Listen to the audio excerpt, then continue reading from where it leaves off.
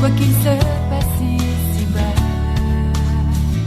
Je marcherai sur ce chemin frayé, dans le secret de ta bonté, je me nourris émerveillé. Et mon Rencontre du Seigneur Jésus-Christ, et nous rappelons que l'heure de rencontre est un temps d'enseignement, un temps de réveil spirituel. Apôtre Jean-Claude, bonsoir. Bonsoir, pasteur, oui.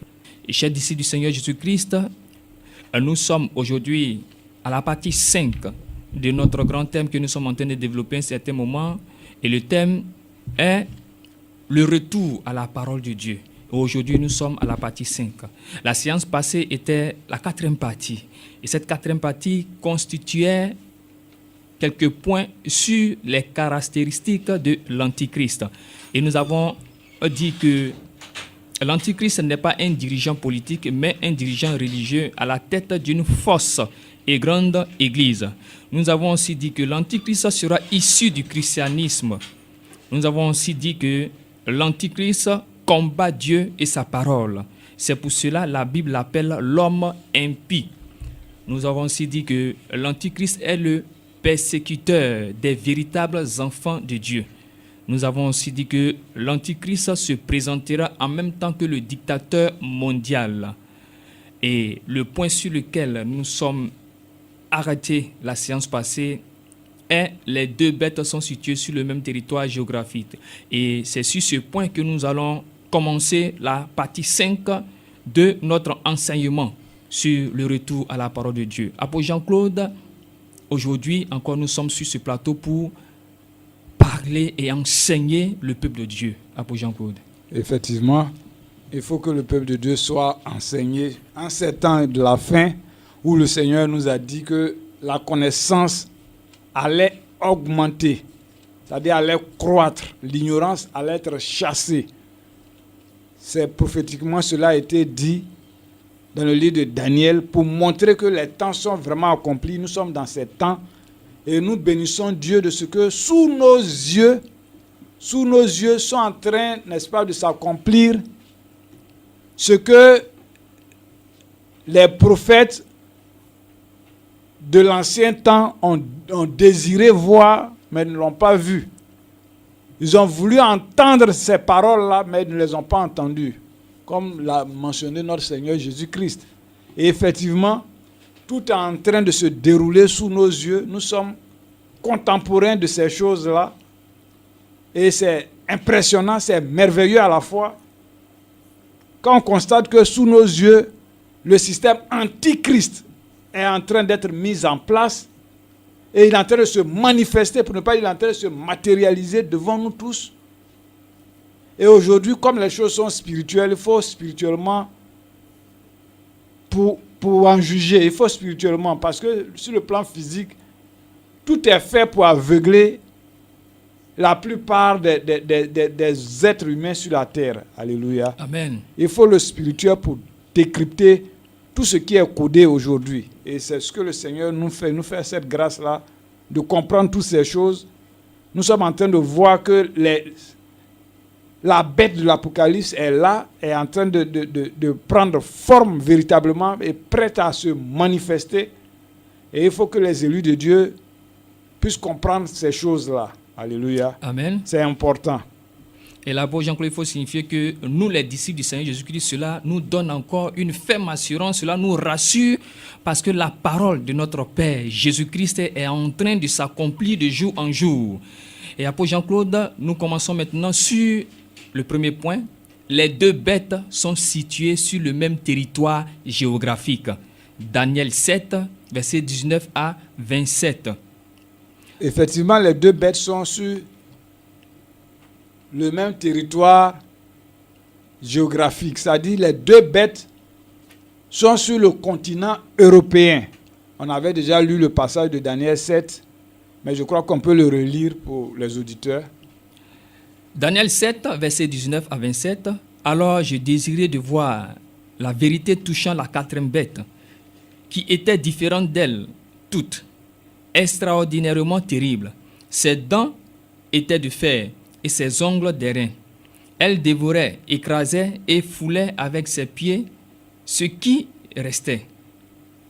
Et touchant les 10 cornes qui étaient sur sa tête, et touchant l'autre qui montait, et devant laquelle 3 étaient tombés, et cette corne qui avait des yeux et une bouche proférant de grandes choses, et dont l'aspect était plus grand que celui des autres.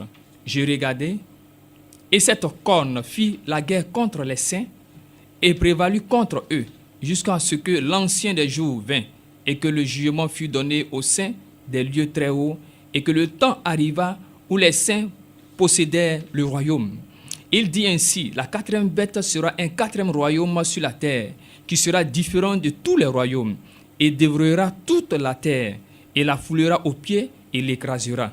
Et les 10 cornes, ce sont 10 rois qui surgiront du royaume, et un autre surgira après eux, et il sera différent des premiers, et il abattra 3 rois, et il proférera des paroles contre le Très-Haut, et il consumera les saints des lieux très hauts, et il pensera changer les saisons et la loi, et elles seront livrées en sa main jusqu'à un temps et des temps et une moitié de temps.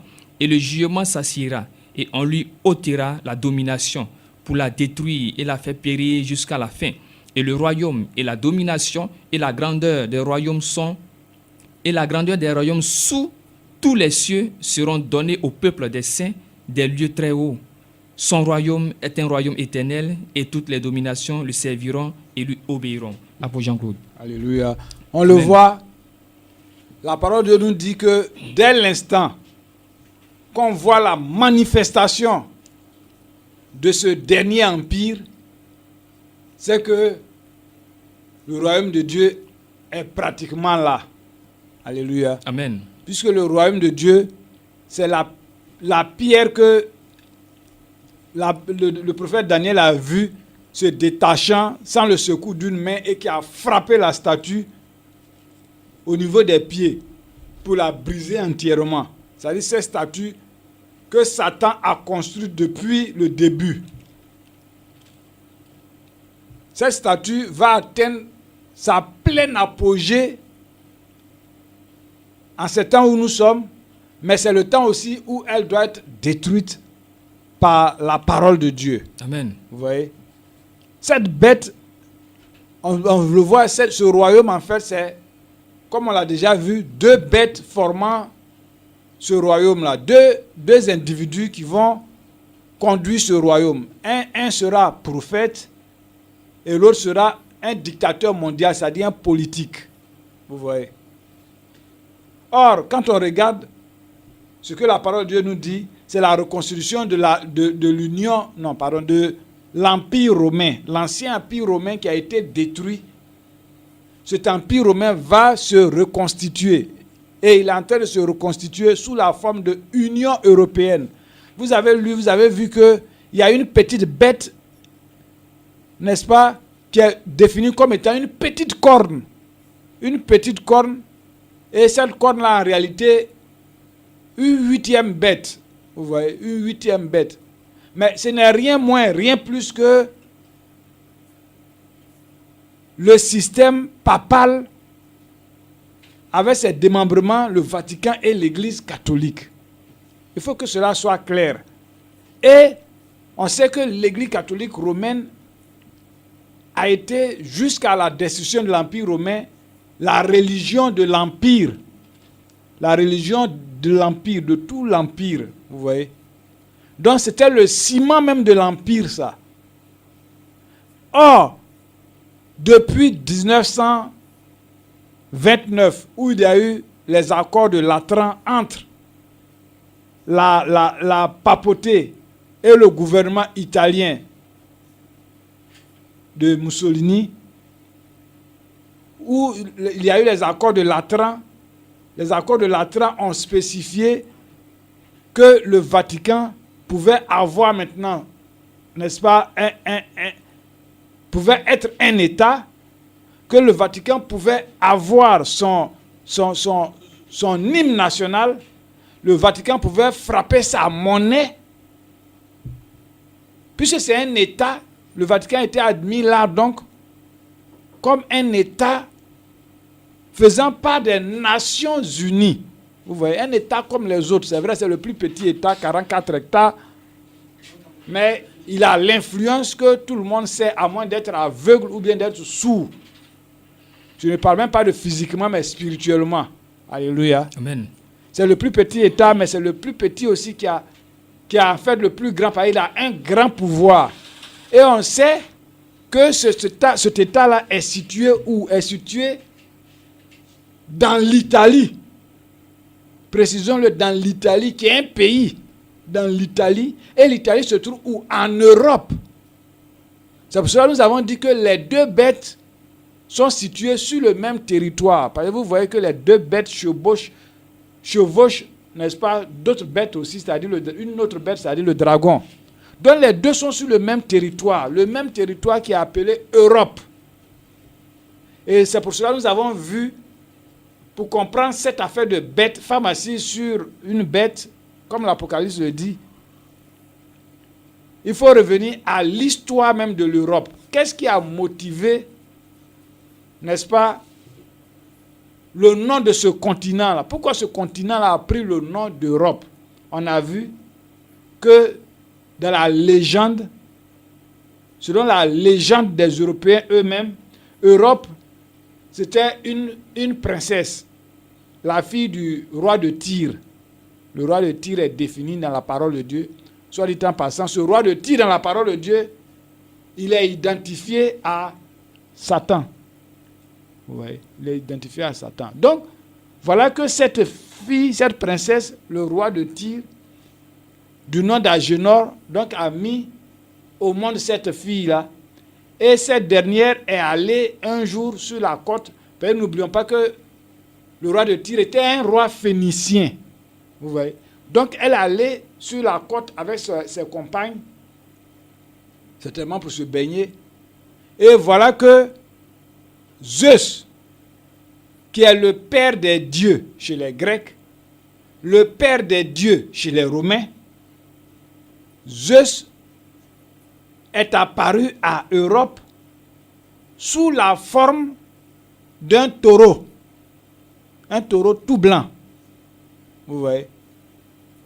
Et le taureau était très beau. Or, Zeus voulait séduire Europe. Donc, le taureau étant là tout blanc, le taureau s'est couché auprès d'Europe. La jeune fille a vu que sur la tête du taureau, il y avait, les cornes étaient des croissants de lune. Les deux cornes étaient en croissant de lune. Alléluia. Amen. On voit, on l'a dit l'autre fois, le culte solaire dans toute sa matérialisation. Toutes les religions idolâtres de ce monde aujourd'hui. Le taureau qui avait un disque, des croissants lunaires sur la tête, n'est rien d'autre en réalité que le même taureau qui était adoré en Égypte, sous la forme du taureau Apis. Vous voyez? Sous la forme du taureau Apis, qui était la manifestation du culte lunaire et solaire aussi sous, n'est-ce pas, l'empire égyptien.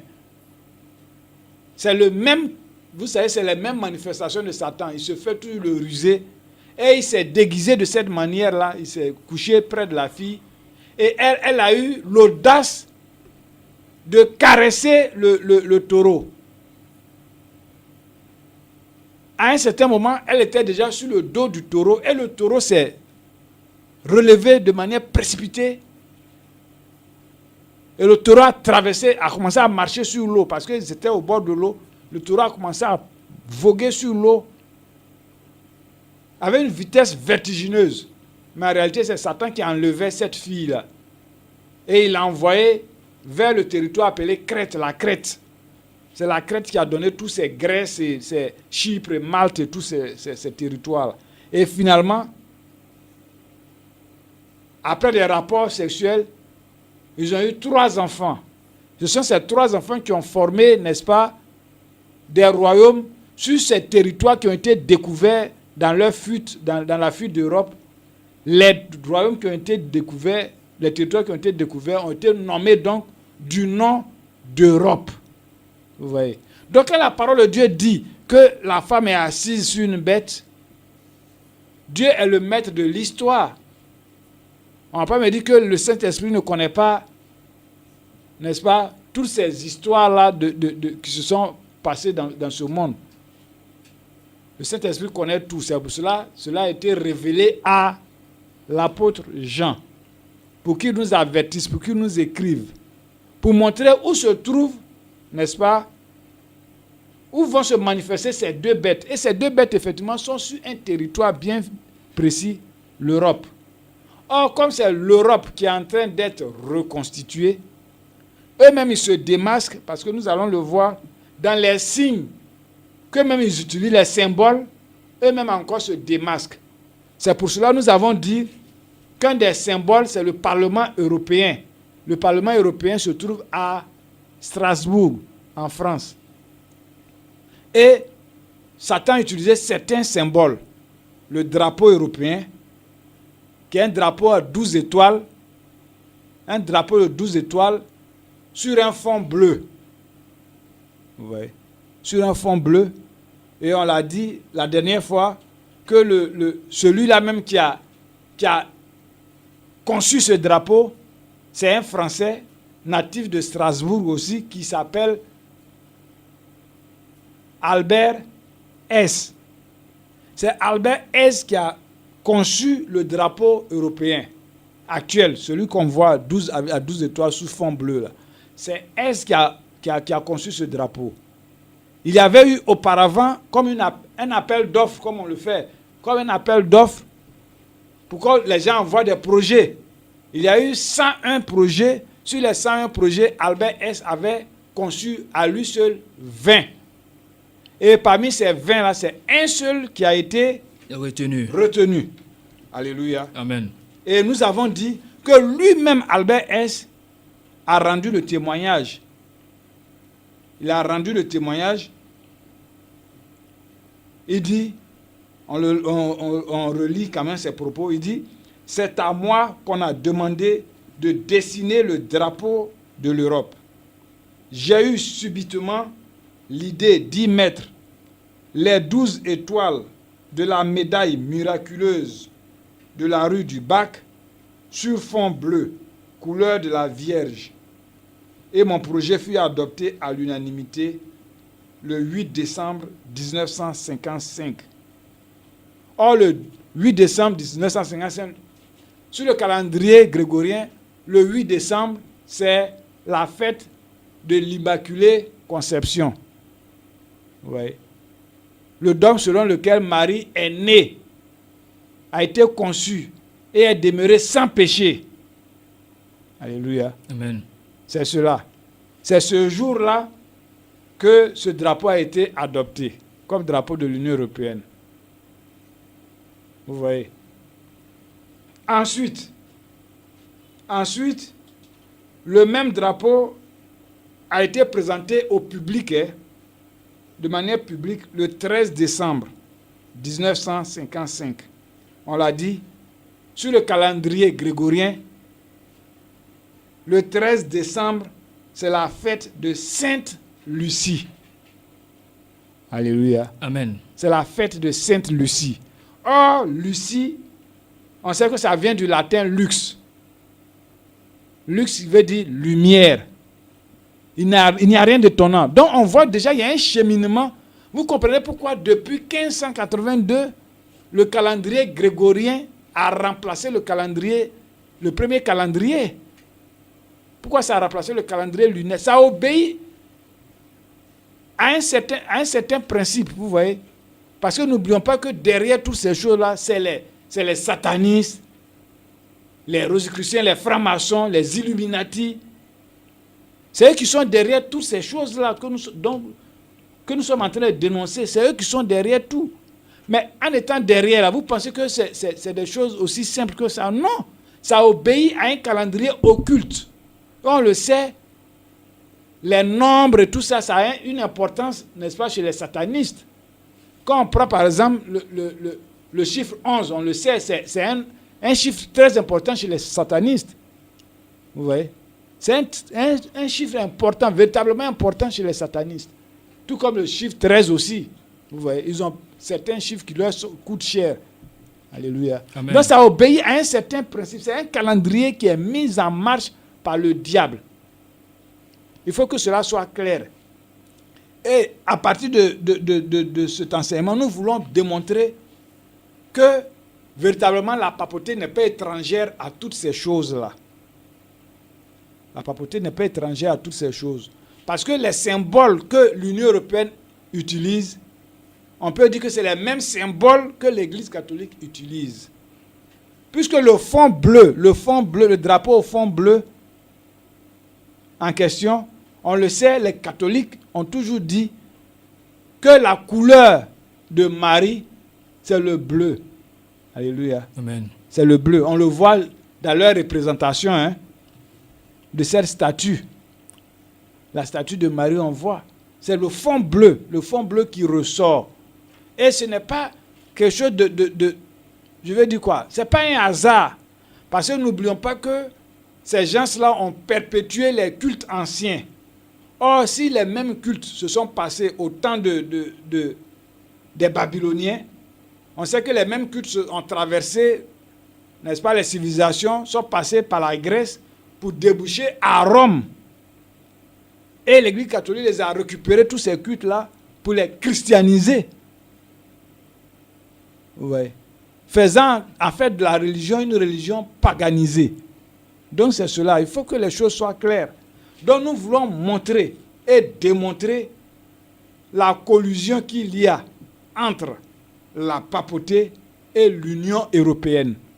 C'est pour ça que nous savons que celui-là qui va jouer le rôle de prophète, Du faux prophète, ce sera un pape. Ce sera un pape. Ici, nous avons quelques déclarations du pape François.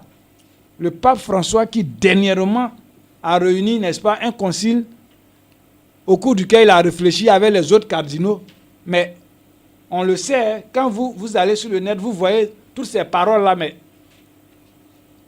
qui peut lire ces paroles et va dire que bon, ça vient de Jésus-Christ?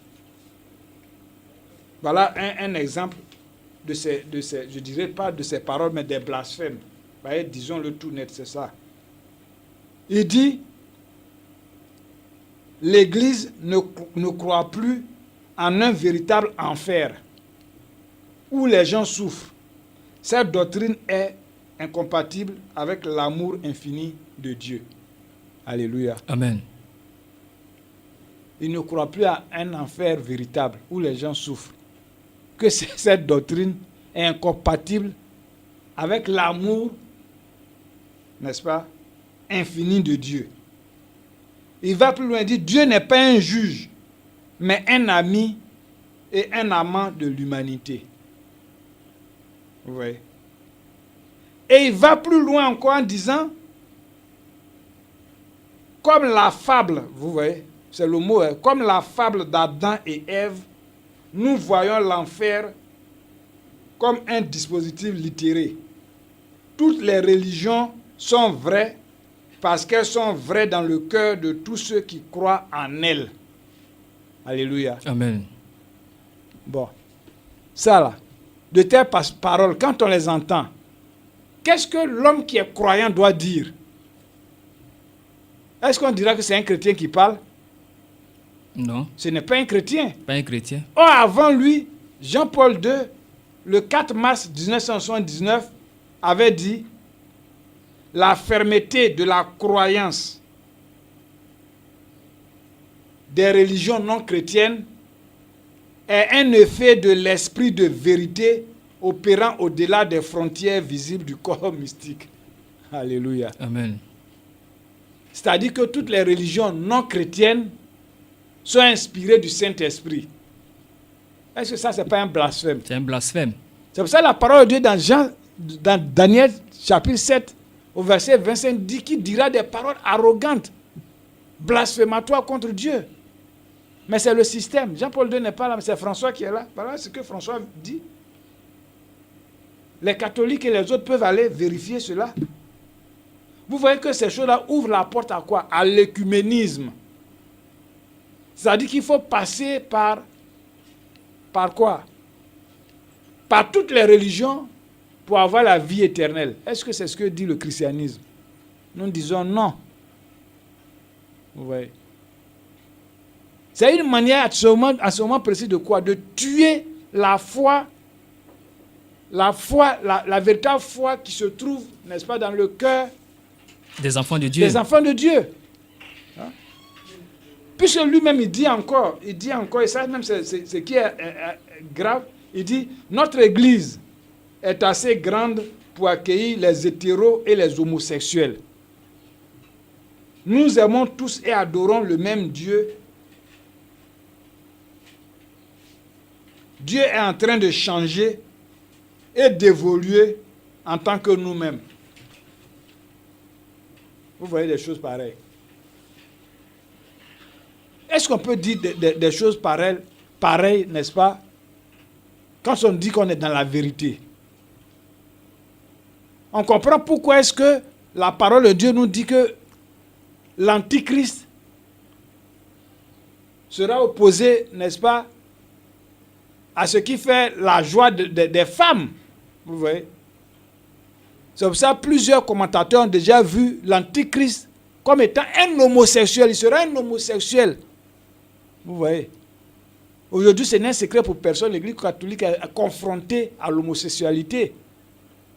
L'homosexualité qui l'a humiliée même déjà dans des pays comme les États-Unis. L'Église catholique est humiliée par l'homosexualité. Et les dirigeants européens contribuent à cela aussi. Quand on sait que dernièrement, la France a nommé un ambassadeur au Vatican, mais qui est homosexuel. Vous voyez? C'est la collusion entre les deux bêtes que nous dénonçons, que nous voulons dénoncer, pour montrer dans quel temps nous sommes. Nous sommes dans quel temps? Le Seigneur est à la porte. N'oublions pas que le Seigneur a dit qu'il en sera comme au temps de Sodome. À sa venue, il en sera comme au temps de Sodome. Au temps de Sodome, qu'est-ce qui se passait? L'homosexualité était légalisée. Mais c'est la même chose. Et cela va se faire avec, n'est-ce pas, le pouvoir financier de l'Union européenne. Vous voyez? L'année dernière, on le sait, le président ougandais qui avait condamné les homosexuels dans son pays, il a été menacé par l'ONU.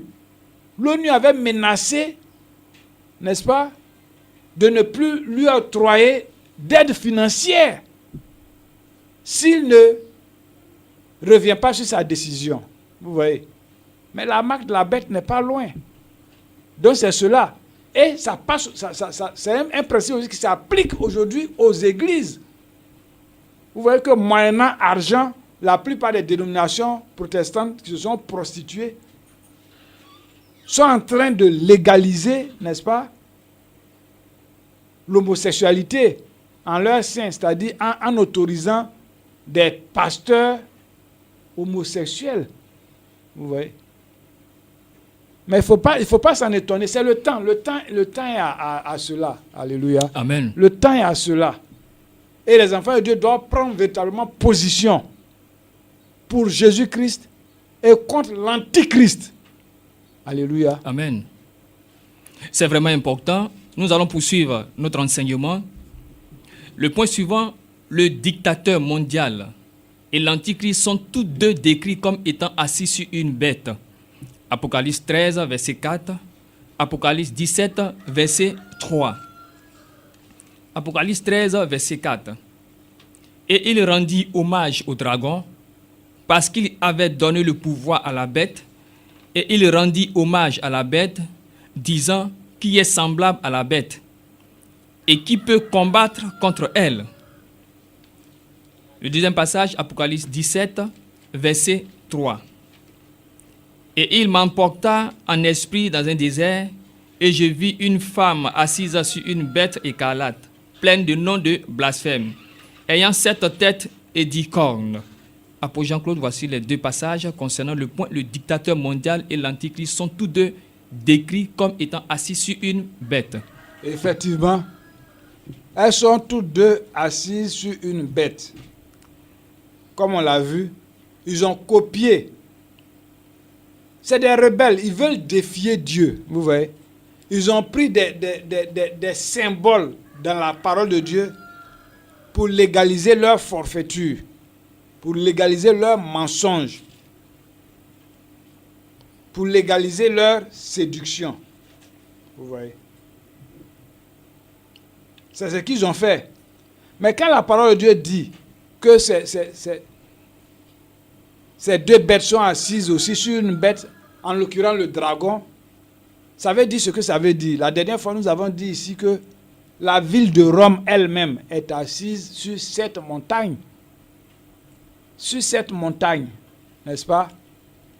Pour ceux qui notent, les 7 montagnes, c'est le Palatin, 2, le Capitole, 3, le Quirinal, 4, l'Esquilin, 5, le Caelium, 6, le Viminal et 7, l'Aventin. Vous voyez, l'Aventin. Voici les 7 montagnes antiques de Rome. On sait que c'est autour de Rome sont bâtis, n'est-ce pas, tous ces pays-là formant l'Union européenne. Alléluia. Amen. C'est tout autour de Rome. Parce que l'Union européenne en elle-même, comme on l'a vu l'autre fois, n'était pas appelée Union européenne, c'était la communauté économique européenne. Mais avant ça, la communauté économique européenne était une simple communauté, puisque la richesse de l'Europe en ce temps-là, jusqu'à la fin de la Deuxième Guerre mondiale, c'était le charbon. Vous voyez. Donc, c'était la communauté économique du charbon et de l'acier, CK. C'est ce qui est devenu ensuite CE et après maintenant Union européenne. Or, les pays constitutifs, les pays qui ont constitué l'Union européenne, n'est-ce pas? On le sait, ils sont au nombre de 7. Ils sont au nombre de 7. C'est eux qui ont formé l'Union européenne. Les autres sont venus se greffer tout autour. Je me rappelle, c'est en 82, il n'y a pas longtemps, 1982, tout près là, que l'Espagne et le Portugal sont entrés dans l'Union européenne. L'Espagne et le Portugal étaient des pays sous-développés. C'est dernièrement, ils sont entrés. Vous voyez. Donc, au fur et à mesure, ça grandit, ça grandit. Mais ces deux bêtes ont les mêmes histoires. Vous voyez. Le diable est rusé. Le diable, il est rusé. Quand la parole de Dieu parle de bête, il sait bien que c'est lui, mais il se déguise. Il se déguise. Quand on prend littéralement, on a vu tout à l'heure dans la définition comment Europe est assise sur une bête. La déesse Europe, elle est assise sur une bête. Alléluia. Amen. Mais comme on sait que ces gens sont toujours spiritualisés les choses, en faisant d'Ishtar, qui est devenu Vénus, et ensuite, cette Vénus est devenue Marie, n'est-ce pas? On voit déjà à quoi Satan veut parvenir. Vous voyez? Et en réalité, c'est lui qui tient cette institution-là, babylonienne-là. C'est Satan qui tient cette institution. On ne peut pas nous dire le contraire. C'est lui qui tient cette institution. Alléluia. Amen. Les deux bêtes sont donc assises sur une autre bête. Alléluia. Amen. Chacune sur une bête. Mais en fait, c'est les manifestations de Satan. C'est tout. Alléluia. Amen. C'est la parole de Dieu. Nous progressons. Le point suivant, c'est un tandem qui a pour but de détruire et faire souffrir le monde et principalement de persécuter les disciples de Jésus-Christ. Daniel 3, versets 1 à 8. Nebuchadnezzar, le roi, fit une statue d'or. Sa hauteur était de 60 coudées, sa largeur de 6 coudées. Il la dressa dans la plaine de Doura, dans la province de Babylone. Et Nebuchadnezzar le roi envoya un ordre pour assembler les satrapes, les préfets, les gouverneurs, les grands juges, les trésoriers, les conseillers, les légistes et tous les magistrats des provinces, afin qu'ils vinssent pour la dédicace de la statue que Nebuchadnezzar, le roi, avait dressée. Alors s'assemblaient les satrapes, les préfets, les gouverneurs, les grands juges, les trésoriers, les conseillers, les légistes et tous les magistrats des provinces pour la dédicace de la statue que Nebuchadnezzar, le roi, avait dressée. Et ils se tinrent devant la statue que Nebuchadnezzar avait dressée. Et un héros cria avec force: Il vous est ordonné, peuple, peuplade et langue, aussitôt que vous entendrez le son du cor, de la flûte, de la cithare, de la sambuc, du psalterion, de la musette et toute espèce de musique, vous vous prosternerez et vous adorerez la statue d'or que Nebuchadnezzar, le roi, a dressée. Et quiconque ne se prosternera pas et n'adorera pas sera jeté à l'heure même au milieu d'une fournaise de feu ardent. C'est pourquoi, au moment même où tous les peuples entendirent le son du cor, de la flûte, de la cithare, de la sambuc, du psalterion et toute espèce de musique, tous les peuples, peuplades et langues se prosternèrent et adorèrent la statue d'or que Nebuchadnezzar le roi avait dressée. À cause de cela, en ce même moment, des hommes chaldéens s'approchèrent et accusèrent les Juifs. Apôtre Jean-Claude, voici le passage Daniel 3, 1 à 8 qui concerne le point. C'est un tandem qui a pour but de détruire et de faire souffrir le monde et principalement de persécuter les disciples de Jésus-Christ. Effectivement. Ça dit c'est un tandem qui a pour objectif d'éliminer la parole de Dieu. Alléluia. Amen. C'est leur objectif. Tout ce qu'ils font, même quand vous entendez les dirigeants européens parler, on sent qu'en réalité, ils ont le système antichrist en eux-mêmes. Vous voyez. Ils sont foncièrement contre la parole de Dieu. Ils sont foncièrement contre la parole de Dieu. Nulle part vous ne les voyez défendre la parole de Dieu, notamment au travers des médias. On sait que c'est ce système-là qui contrôle les médias et tout ça. Vous voyez. Donc c'est ça. En réalité, c'est pour perdre les enfants de Dieu. Ce tandem est là pour perdre les enfants de Dieu. Vous verrez que ceux qui ont accusé les Juifs du temps de Daniel, c'était les religieux. Hein? Vous l'avez lu, c'était les religieux. Ceux qui les ont accusés, qui ont dit à Nebuchadnezzar, voilà, il y a des Juifs qui n'adorent pas ton Dieu. Vous voyez. Ils ont leur Dieu à eux. Effectivement, à travers tous les âges, Dieu a toujours eu ce petit reste. Dieu l'appelle le petit reste, c'est-à-dire le petit reste fidèle, qui s'appuie sur la parole de Dieu et non sur les traditions des hommes. Et ce petit reste-là entend toujours la voix de Dieu. Mais c'est à cause de ce petit reste, Satan est en train d'engager la dernière, en fait c'est la dernière grande guerre, vous voyez, que Satan est en train d'engager politiquement, sur le plan religieux, sur le plan économique. C'est la dernière grande guerre. Ça a pour but de persécuter les enfants de Dieu. Si la chose s'est passée au début, cela va se faire de la même manière en ces temps de la fin. Alléluia. Amen. En rentrant dans les symboles de l'Union européenne et de la papauté, nous allons comprendre beaucoup de choses. Alléluia. Amen. Et ça va permettre aux enfants de Dieu d'aimer plus Dieu. Alléluia. Amen. Et de haïr la prostituée. Le point suivant, les deux bêtes manifestent Satan et s'opposent au véritable peuple de Dieu. Apocalypse 18, versets 23 à 24.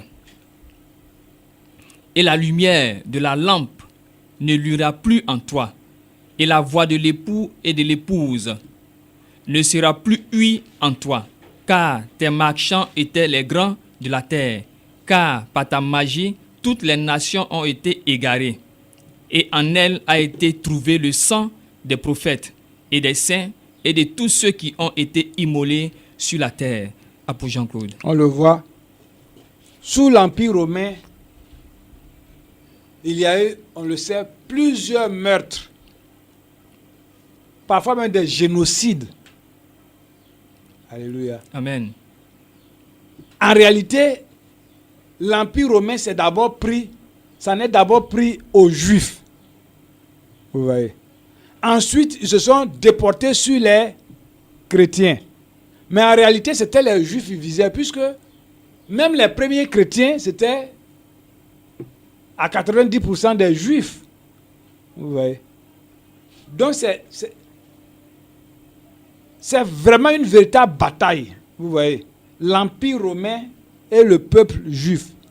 C'est une vraie guerre. Alléluia. Amen. L'Empire romain reconstitué et l'Église. C'est une véritable guerre.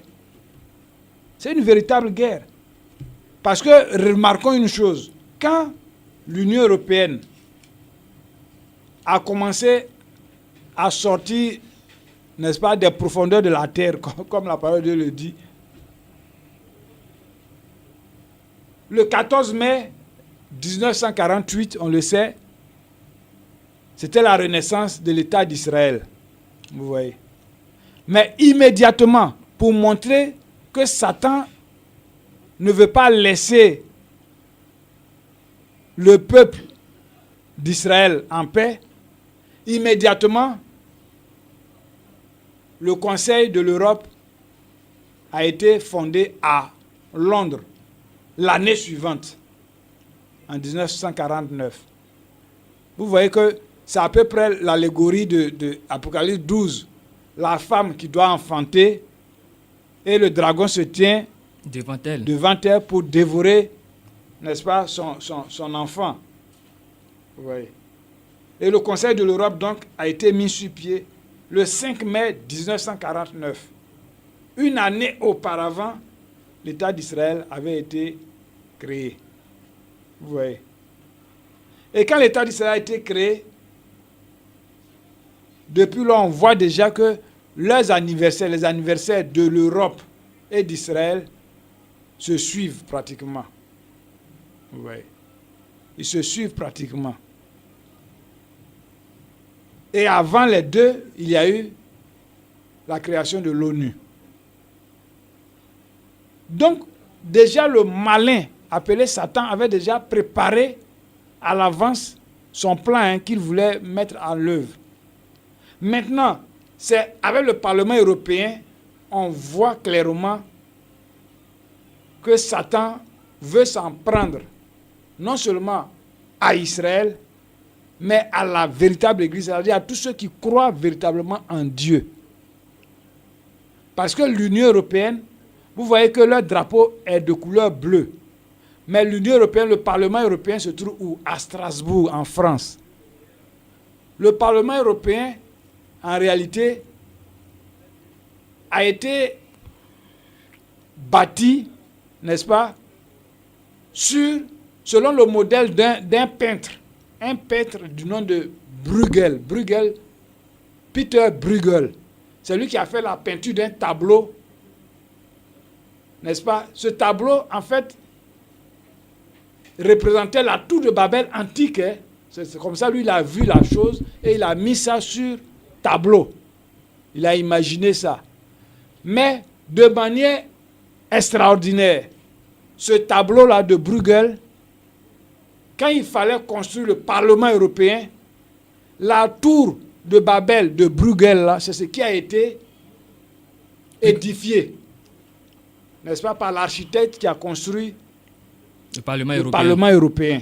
Vous voyez. Et sur le tableau de Bruegel, la tour, comme la tour n'était pas achevée, Dieu a confondu la tour. On sait que la tour, sur le tableau, il y avait, n'est-ce pas, des étoiles lumineuses, c'est-à-dire en or, jaune. Des étoiles jaunes. Et vous voyez aujourd'hui, ce sont les mêmes étoiles qui sont sur le drapeau européen. La tour était entourée, n'est-ce pas, d'étoiles. Et ces étoiles-là, bizarrement, sont des étoiles renversées. Vous savez, les étoiles à 5 branches, mais renversées. Or, on sait l'étoile à 5 branches, c'est ce qui est utilisé dans le satanisme et dans l'occultisme. Ouais.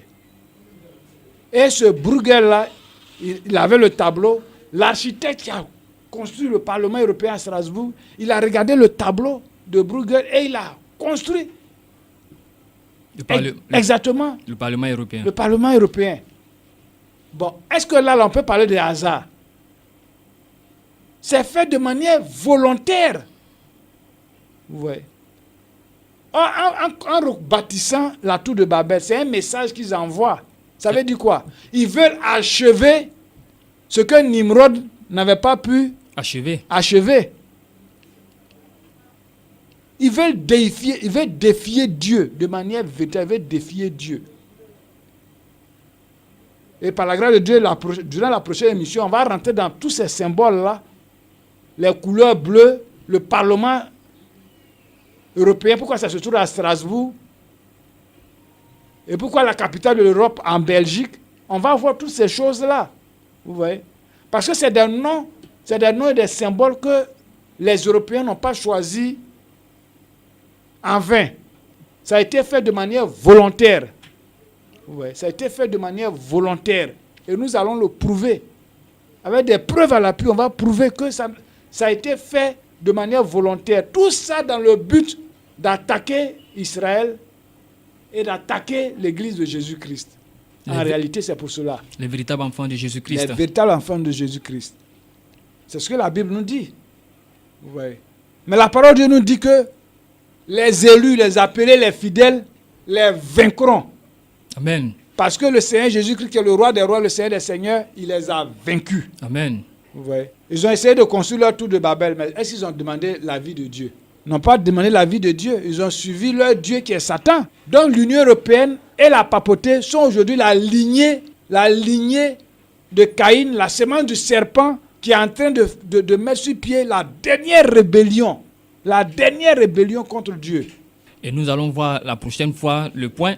Babylone est la dernière grande rébellion de la sémence du serpent. Effectivement. Babylone est la dernière grande rébellion de la sémence du serpent. Et chers disciples du Seigneur Jésus-Christ, nous sommes à la fin de cette émission. Mes chers disciples du Seigneur Jésus-Christ, tout ce que nous sommes en train de vous éclairer, tout ce que nous sommes en train de vous enseigner par le Saint-Esprit, c'est de vous amener à sortir de Babylone. C'est de vous amener à fuir de Babylone. C'est de vous amener à abandonner ces faux cultes, ces pratiques qui n'amènent pas au salut. Et l'heure est grave, chers disciples du Seigneur Jésus-Christ. Les temps sont mauvais. Ouvrez vos yeux et méditez tous les passages que nous sommes en train de vous communiquer. Et ces enseignements sont gratuits et sont disponibles. Les temps sont mauvais. Chers disciples du Seigneur, nous rappelons l'urgence du dernier message de la fin des temps, c'est de sortir, de fuir de Babylone pour sauver votre vie. Chers disciples, nous allons nous retrouver la prochaine fois pour continuer cet enseignement que le Seigneur nous a communiqué. À la prochaine.